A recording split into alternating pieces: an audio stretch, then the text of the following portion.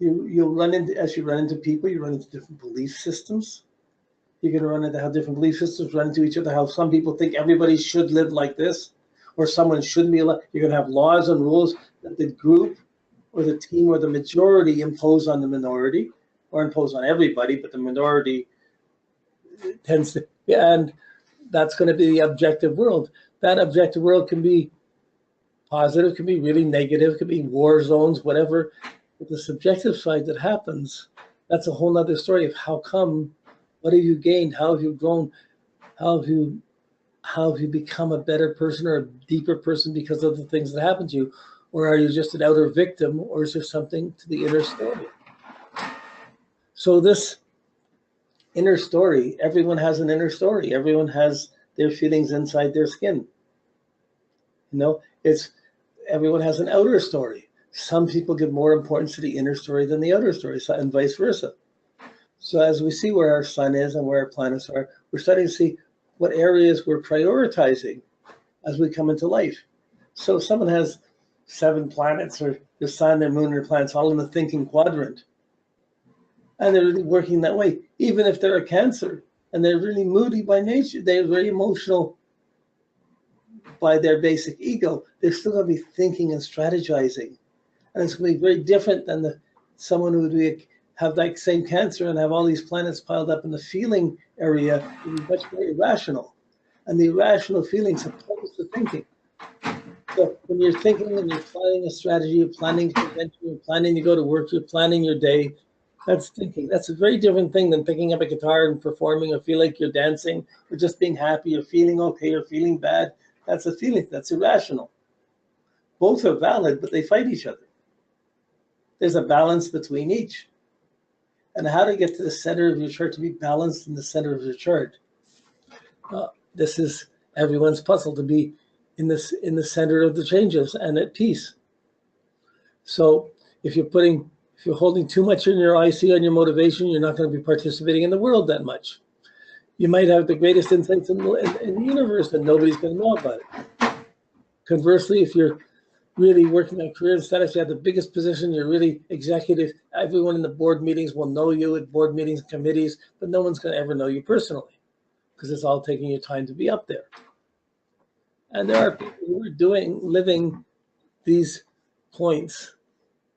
So then if it's your ascendant, your identity is the strongest, who you are, what you're doing, you're going to put all the energy into being who you're being, and you're going to be intuitively doing that and thinking about it.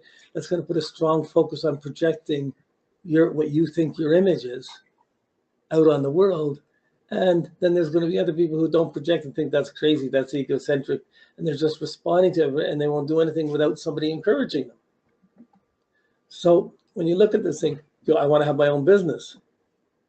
Well, having one's own business, if someone has one's own business and you're really self-driven or they're really status-driven, they can do that.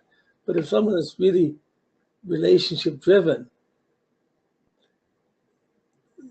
they're not going to do on their own, running their own business, they're going to not do that much. They might accomplish much more working as a team in a business, working with others as a business. And yet someone who's really deeply creative or poetic or meditational or really inwardly creative, it doesn't relate to the outer world at all, but they're absorbed in their painting, their singing, their whatever. They could live a very subjective life just to do that, just getting by however they get by. And the main focus is to be able to maintain what motivates them and their inner feelings and maintain their art. So it's not just a rational mental sentence. Your life is like this, your son's in this house, so you're going to be like this. It's not like that. There's too much information you're missing if you just do that. And I'm not sure I can spell out and say, this is just a definition of how to do this. I can show you how I do it as I go through each of these categories and make each one, it's building up this whole quality. And the quality, there's, I don't know if you heard about the Freemasons, or it's one of these sort of mystical groups, and probably in the Rosicrucians or other mystical groups as well, but they have many symbols, and the symbols all have associations how to live more deeply and more spiritually in your life. And they have all rituals to play out in the world to reinforce this inner depth. One of the key symbols, and often you might see someone with a ring that has a ring like this. There'll be a symbol of an X. X. Okay. So you have a symbol of an X like this. And it'll be on a ring, and it can spin around. But it's really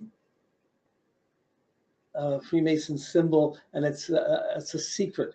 If you see the X, that just X marks the spot. But until you turn the X into a cross, so you make the effort to turn it, you don't have a righteous life. You just have the material life, and you try to turn it into an X. So this X of the ascendant, descendant, MC, IC is when you make it righteous and you're living your chart, you're becoming yourself, and you're integrating these energies, and you're working with this cross. This is the cross of life. We can get pulled out into life. Our heart gets pulled out into things, and we get pulled, we get heartbroken, and come back into ourselves, and we reestablish this cross all the time. And it's just nature. It has these paradoxes. It has these opposites. You get too much feeling, you're not thinking good enough. You have too much thinking, you're not feeling enough. You have too much sensation, there's no room for intuition. Too much intuition, and you're out of touch with sensation. And these are just normal things for everybody in their cross of life.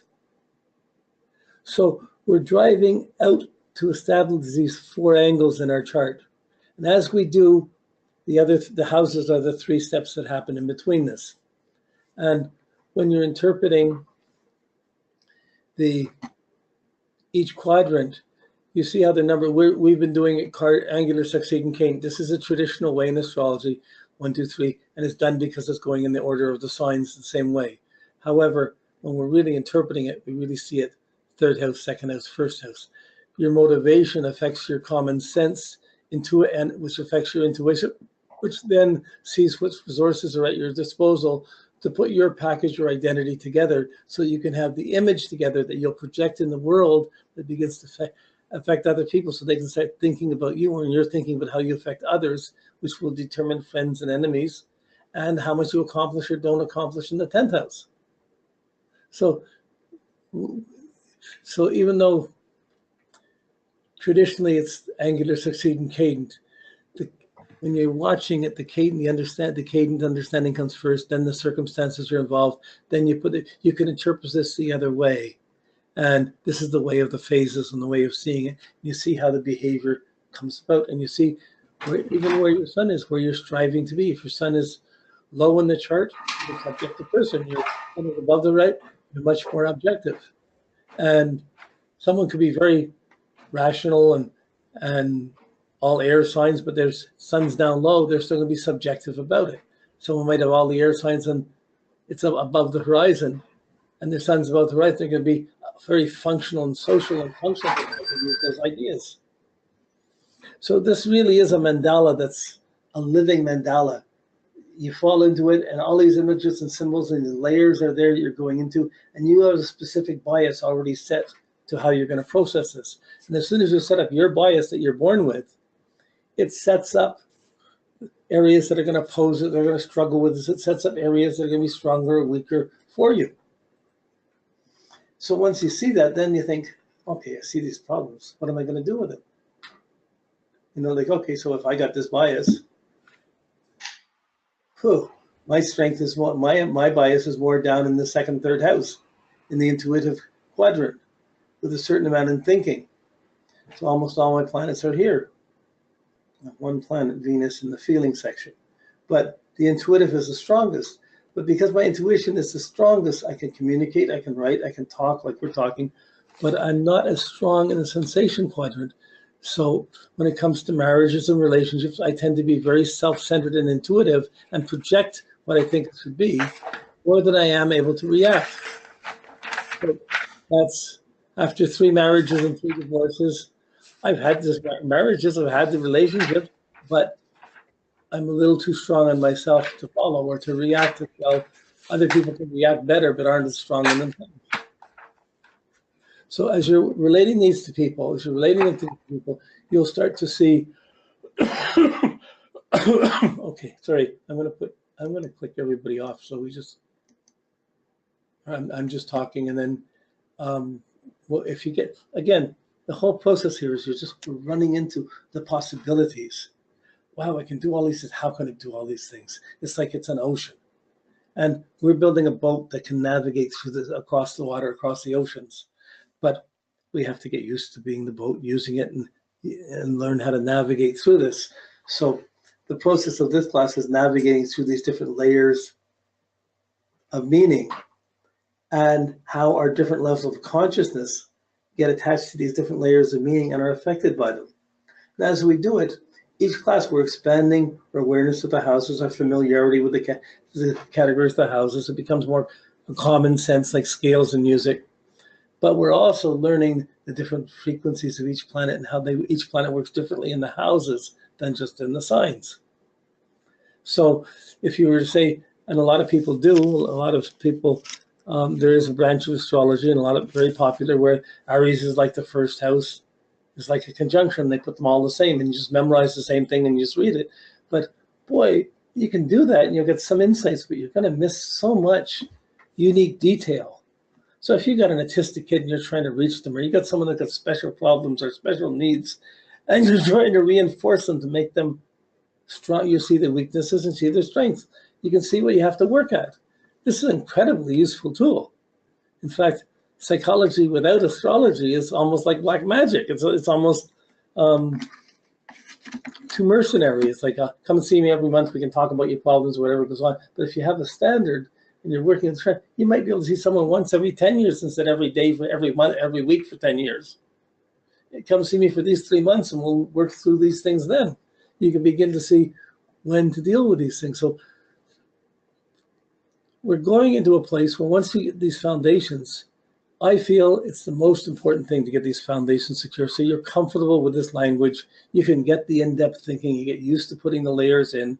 And sometimes when you're talking to me, you still just make quick associations from a planet to a house or a planet to a sign. But every time you do that, you're missing your depth. And you catch it. You say, oh, gee, well, no, I got to slow it down. I got to get more. And you keep adding the depth. As you get this, you've got your muscles in terms of using the language. This becomes your stability, your foundation. And as you have this solid foundation and know how it applies to people in character, then when you go into the timing of when things happen, when parts of your character are going to be challenged, you begin to see what parts of your character are challenged, which planet is being affected at what time. And then you can go and see that planet, see the signs affecting that planet, see the houses affecting that planet, see the aspects on that planet. Then you can see how that planet is being challenged in your life. That level of consciousness is being challenged in your life. Then you can begin, then you become alert to, how do I improve that? How do I fix that? How do I make that better? There you're into real healing astrology. You're into being able to work with it on levels people don't even realize you can do that. So,